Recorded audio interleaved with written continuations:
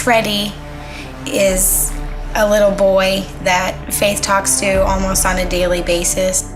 She says he's a ghost. Freddie died in 1886. He wants me to help him. He's telling me so I can know something so I can help. We found Freddie. Freddie is real and not a figment of your imagination. I'm a spirit medium, which means that I can communicate with those who've crossed over, aka I talk to dead people. I see dead people. How often do you see them? All the time. It's real. I've seen stuff like that on TV, but I've never really experienced it for myself. I think you definitely have to be open-minded. Who wouldn't want to hear from their mom and dad who died 9 years ago? Beloved, believe not every spirit, but try the spirits whether they are of God, because many false prophets are gone out into the world. The devil's plot is not a friendly one. He's trying to kill you. Your aunt makes me feel like this is the first time you've cried for her passing. I'm disturbed right now. I'm bothered by how prolific spiritism is, or people being spiritual. How do you connect with yellow flowers? My son's favorite flower was sunflower. Perfect. Now, your mom passed prior to your son, is that correct, ma'am? Yes. Because your mom said, please tell my daughter that I was there to greet her most precious gift when he departed. Oh. This is the weirdest thing, but your son just showed me teeth. So do you have his teeth, or were you just looking at his teeth? Yes. I was just looking at all of his baby teeth. Like, you could be telling her, Mom, I failed my math test, and she'd be like, you're such a good boy. Now, do you want to get a tattoo? Because she said, Teresa, tell him not to get, he's not getting a tattoo. He's not getting that. But she shows me you fixing her hair and like fixing her makeup. And she's going, more lipstick, please, more lipstick, please. As people were viewing her body, I guess someone went to give her a kiss and it smudged some of her lipstick. So I grabbed my lip gloss and trying to reapply lipstick on her, and I just had to call the makeup guy to come redo it. This, I gotta imitate her. This is her. Let it out, baby. It's okay. Let it out, baby. Would that be her? I never had this before. She shows me that we all know she's sick, and I feel like I go there all the time to see her, but this one day I didn't go to see her, and that's when she died.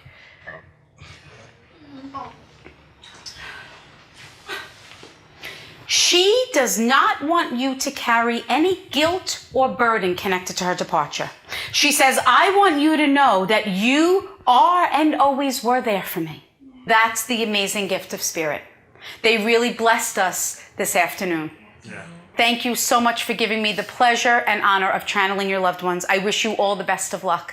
God bless you. When we think spiritual, what I usually used to think of is I'm thinking of a person who's walking in the Spirit so they don't obey the lust of the flesh, a Spirit-filled Christian. That is, I'm thinking of the Spirit of God. But there are a lot of people who are into the spirit world. If you wish to contact the spirit world, you need to be really trained and be in a group environment. To be able to communicate with the dead is not something that comes naturally, and you need to know how to put your skills and how to use your talents that you've got and how to use a gift maybe that you've got to be able to communicate with them and get the best out of it. Do you remember your mom taking her last breath? Yes. Did you actually close your mom's eyes or kiss her eyes? Yes. So know that as you did that with her eyes, know that her soul was with you.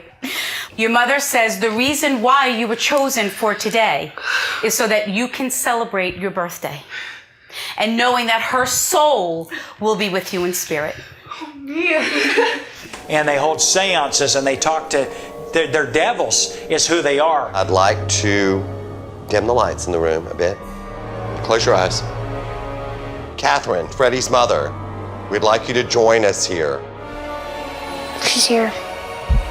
And what they do is they say, well, we just want to, meet the good spirits and the bad spirits. My friend, the spirits they're talking to are the fallen angels who God kicked out of heaven. They're condemned. Those are demon spirits and they're devils. The Bible says clearly that we are not supposed to be talking to dead people.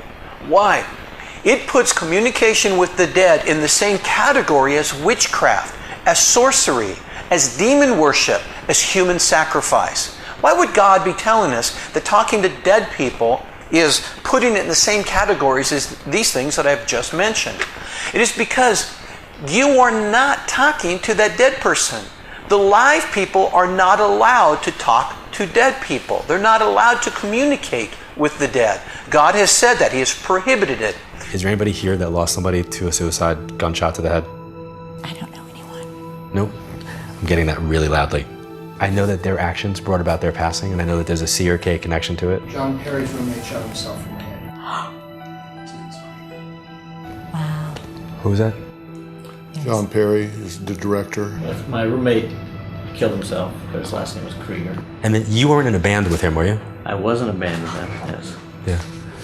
Always, when somebody sees me, I do make contact, not just with the one spirit that they wanted to make contact with, but many, because they do start to come. The way that it works for me is that when I'm in a room or I'm in an area, all of your souls will try to come through and speak. And she was just standing next to you and saying, that's my daughter, that's my daughter. So know it's your mom's way of just acknowledging that you're here and letting you know that she is okay. This was a woman who had suffered before her passing here in the physical world. Because what happens is, Kelly, is that they'll put me back in their body to show me what had gone on. And they'll stand next to you to show you they're here. And she showed me she couldn't breathe before she had passed. Yes. She says, put on a ventilator. I feel like I'm drowning when I'm connected with her. Yeah, she had a heart attack. I was in the emergency room. She was 62 years old. Your mom says to me that, first of all, she wants to thank you for keeping a promise to her. She says, you promised to her that you weren't going to leave her side because she was afraid. She says, and you know that my daughter stayed with me all night long, and you laid on the side of her, and you laid with her, and your mom just wants to say, thank you so much for allowing my soul to go the other side. Yeah. Can I give you a hug? Is that real? Mind blown. That you even knew all those details is so creepy and awesome. I am so glad I don't see dead people though, so please, dead people, if you're in the room, I can't handle it. Like, just so you know. But there are demon spirits. You see, a demon spirit is a fallen angel. They're angels that were on the side of Satan or Lucifer at the time when they tried to rebel against God, and God kicked them out of heaven. They came and were punished by sent to earth, and they were confined to the earth. These demonic spirits following the leadership of Satan. And you know what they want to do? They want you to go to hell with them. They're evil. You say, Pastor, no, but some of them, you know, I've talked to people and they feel like they're kind spirits or they're good spirits. My friend, spirits have personalities. Spirits have personalities, but they're all lying spirits.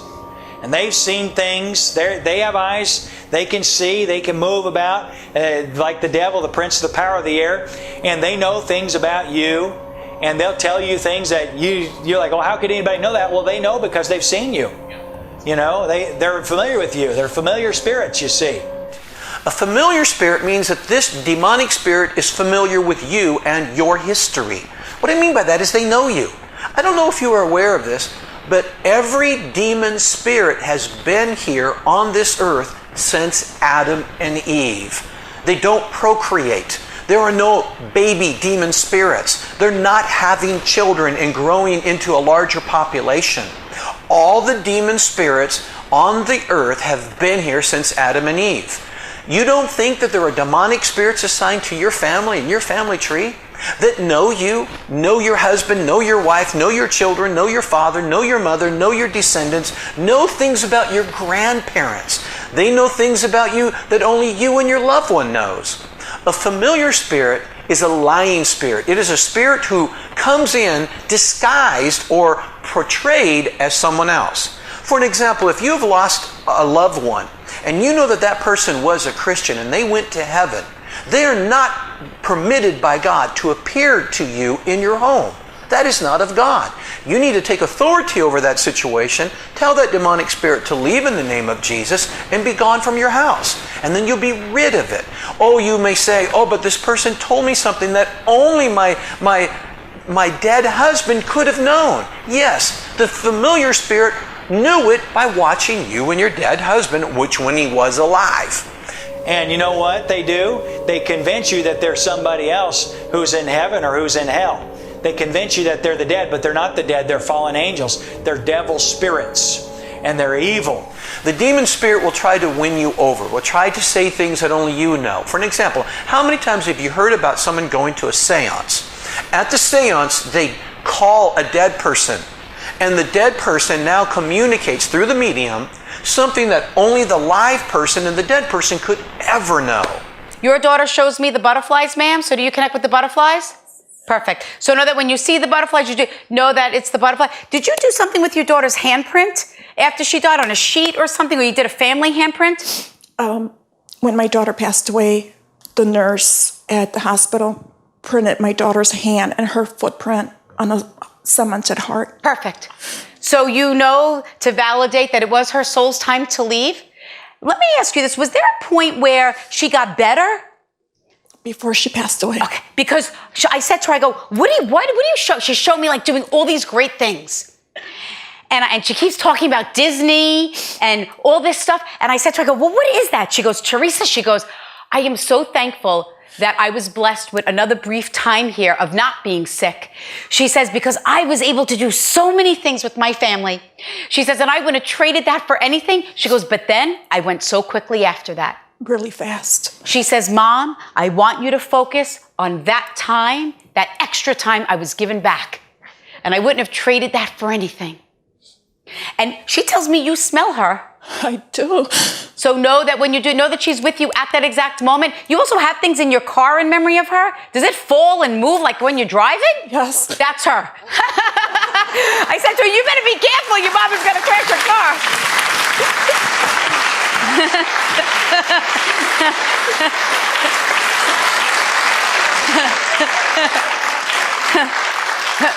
That was just so weird. It was so bizarre. I don't have words for it. It didn't hit me really until I talked with my family and they were like, yeah, no, he wasn't supposed to be in that car. And I was just like, okay, so she definitely spoke to my cousin. Except angels know that information. Demons know that information. God knows that information. The spirit world is aware of that information. There's nothing hidden. Everything's known to them. Your son says, Mom, you wouldn't have known that I was going to depart. No. Do you understand that? Yeah. He says, nobody knew. No. Oh, he also shows me his sweatshirt. So do you have his sweatshirt or his jacket that you wear? Okay. So know that when you wear that, know that his soul is with you. Did you make a blanket or quilt out of his clothing? I'm starting to, yeah. Perfect. It means that he supports all of the choices and decisions. So if you don't think that he's at peace, there's no way that I would know that. He says, he also talks about his headstone. Yes. He says it's very different. He shows me this big black headstone. I can see my reflection in it. And it's very unique because you have like either something is picture engraved and then some type of saying on there. Just come sit with me a while and take a break. And it says 219 for our area code. And it's got a verse of a Harry Chapin song that was kind of like a... Perfect. To validate that every choice and decision that you ever made with your son, alive and also departed, he says, I want to thank you for giving me that gift. So it is not amazing that a demonic spirit that's familiar with your family tree could communicate something to you that only you would know or you and that dead person would know. When you're open and you're open to what any spirit is trying to tell you, they will come even more so. It's like the floodgates of the doors are open. Why would they do that? So that you would let them in. And if you let them in, they will pull you away from God. And what they want to do to you is get you to reject Jesus or to think you don't need Jesus. Usually when you're communicating with people like this from the other side or from the spirit world, whichever you prefer to call it, there's usually a message involved. Here's the message every spirit has. The message every spirit has is that I'm your lost loved one, and I'm very happy here. Because he's not here in the physical world, that doesn't matter. He's there in spirit. He's still your dad. He wants you to know that he's not going to miss out, and he's not missing out on any of the things going on in your life. It comes up in a lot of readings with girls who've lost a father, but I can't hold back because he still wants you to know that message. I'll be there on your wedding day. I'll be there for all those moments. He's not missing out. You have been able to be so strong, not having your parents to be there physically to support you and cheer you on. She's like amazed by that. She said, look at my daughter. Look how much she's doing. I'm so proud of her. Everything's fine, we're in between. And don't worry about me. Don't worry about yourself. Everything's going to be all right. He says, and I want you, Mom, to know that I live life through your eyes. So I want you to be happy. So know every time you smile, my soul is smiling in heaven. That's what they tell you. Why? So that you won't trust Jesus and you'll go to hell. I think after speaking to her, I definitely feel a little bit more closure, if that's a good word to describe it. I just feel more at peace. To know that my parents are like super proud of me, it makes me feel great. I've just delivered this message to this person. And do you feel you have to deliver the message? I'm not delivering it. Okay. So I'm stood like I'm 3 feet away from my body, and the voice, it just comes through me, and I say, your dad wants to call you to call your and aunt. it's almost like the next thing you know, you've just said that, and then you're watching people. Exactly. So you know when you're in a conversation, you kind of know what you're about to say. Well, you're in free flow. But this, it's almost as if I've been hijacked. Hereby know ye the Spirit of God. Every spirit that confesseth that Jesus Christ is come in the flesh is of God. And every spirit that confesseth not that Jesus Christ is come in the flesh is not of God. And this is that spirit of Antichrist, whereof ye have heard that it should come. And even now already is it in the world. They're lying spirits. They literally have a campaign to recruit members to go to the lake of fire with them. They're concerned with things about, us emotionally, spiritually. They're concerned about our growth, our moving forward, our learning. It's comforting to know that they're doing everything they can to bring closure to families. What I get back, honestly, quite honestly, is that they don't care about my questions. They care about talking to the person that's sitting in front of me because they've got to lower their frequency, and it takes a lot of energy to do that, and they want to get their message across. Their fate's already sealed. They're already going to hell. It's about the empowerment that somebody can get from it as they move forward as a result of that pivotal moment. That pivotal moment, because you think people are stuck in the moment where the people pass. Absolutely. Yeah. He was like, or at least the medium said, that like any guilt that you're feeling, and I don't know if this applies to you too, but any guilt that you're feeling of anything, let it go. Like, he's happy and he's in a good place. You don't understand what this has done for me. Thank you.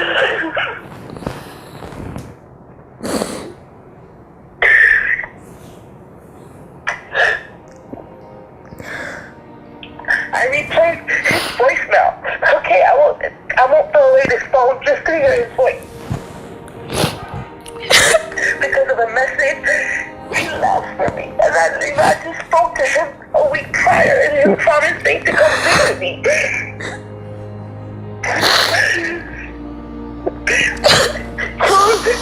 I'm very thankful and I'm so happy that he was able to reach out to one of us. I'm so happy.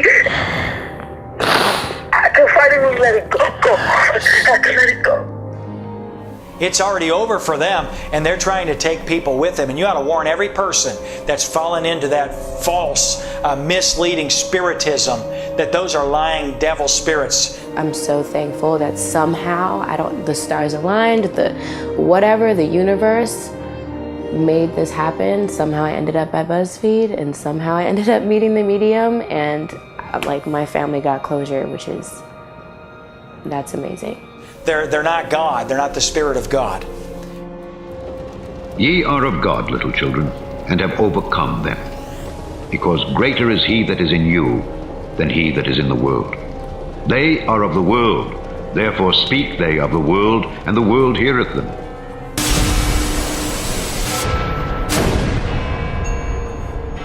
Can I be very, very personal? Yes. Really, really personal? Yes. Really, really, really personal? Yeah.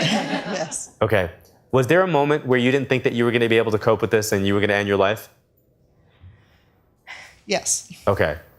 And your faith helped got you through that, correct? Yes. Okay. You are a beautiful example of how important it is that when we go through difficult times, holding on to your faith, whatever that faith might be. Reject Jesus, or to think you don't need Jesus. Whatever that faith might be, helps provide a foundation in recognizing how we can we never get over stuff, but we can manage to get through it. If you go on and read Ephesians 6, Paul says, so put on the full armor of God, and he talks about the helmet of salvation. And what he's saying is you need to protect your mind. And we are of God. He that knoweth God heareth us. He that is not of God heareth not us. Hereby know we the spirit of truth and the spirit of error. And so here's my recommendation for you. If you feel like that you're speaking to the dead, if you feel like grandpa's there and you're communicating with grandpa, or maybe your kids are communicating with grandpa and you're pretty convinced it's for real, stop doing it. Stop your kids from doing it. Because what's probably happening is you're opening yourself up to some kind of potentially demonic activity in your life. And again, you might be thinking, that is so weird. You're going way overboard with this whole thing. Well, listen, go back and read Ephesians chapter 6. Go back and read Deuteronomy 18, and you'll see that this stuff's for real. Just get away from it. Don't entertain it. For we wrestle not against flesh and blood, but against principalities, against powers, against the rulers of the darkness of this world, against spiritual wickedness in high places. The devil's plot is not a friendly one. He's trying to kill you.